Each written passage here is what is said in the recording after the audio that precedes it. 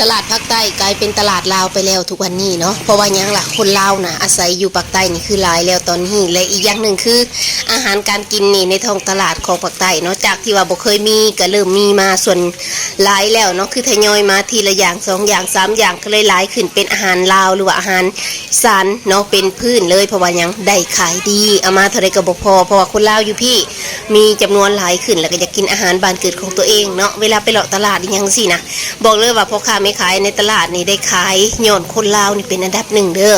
เนาะเพราะว่ายังล่ะคนลาวนี่เพราะว่าส่วนหลายแล้วเขาเห็นงานสวนและเขาไปตลาดและตลาดนี่มันมีอาทิตย์ละเถื่อ2เถื่อเวลาไปแล้วเนี่ยคือหิวมาแทบบ่หวาดบ่ไหวเลยทุกคนซื้อมาตุนเอาไว้เอามาแช่เย็นไว้นั่นเองเนาะแตกต่างกันกับพี่น้องคนไทยที่ว่าเพิ่นไปเลาะตลาดเพิ่นจะถือแค่อย่าง1 2อย่างเท่านั้นนะแต่ว่าถ้าเป็นคนบ้านเฮาแล้วคนลาวเลยแม่นหิวละปุ้งละเป้งเนาะบางทีนี่บางคนก็ใส่อันซาเล้งผู้ใดไปตลาด ไปเอาของหลายไงและยิ่งมันเป็นช่วงที่ว่ากวดโคนบ่ลงคะแนงบ่ช่วงที่แบบเฮาหาหมู่หาคู่มานาวานมาเฮ็ดซอยหั่นนะเฮาก็ต้องได้เลี้ยงข้าวเลี้ยงน้ำจังซี่นะแฮงซื้อแล้วมาหลายเนาะนี่เลยเห็นบอกอาหารส่วนใหญ่ก็เป็นบ้านเฮาข้าวโป่งข้าวเปียกเดี๋ยวนี้มีมืดทุกคน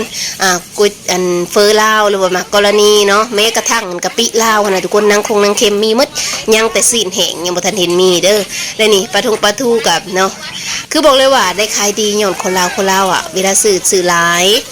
และเป็นช่วงอันตัดหมากทุเรียนบ่จังซี่นะขอเหือขอแห้งเนี่ยกระเจ้าก็จะซื้อหลายอีกนะเอาไป